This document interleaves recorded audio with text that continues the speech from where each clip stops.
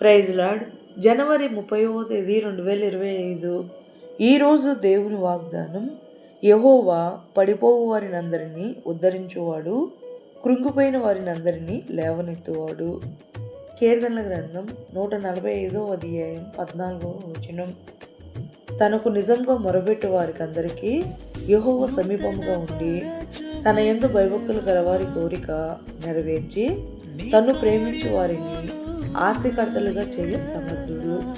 అటువంటి మహనీయుని కలిగిన మనము కష్టములకు కృంగక, అపజయములకు దుఃఖపడిన వరముగా కాక, పడిపోవు వారిని ఉద్ధరించి కృంగిపోయిన వారిని లేవనెత్తి బలపరచు సర్వశక్తిమంతుడుగు మన యేసయ్యకు మన జీవితములను మనము సమర్పించుము. ఈ రోజు వాగ్దానం మన జీవితంలో నెరవేరాలని కోరుకుంటూ జీసస్ और प्रेयर परिचर्यలో మీ సహోదరి ఆమెన్. God bless you.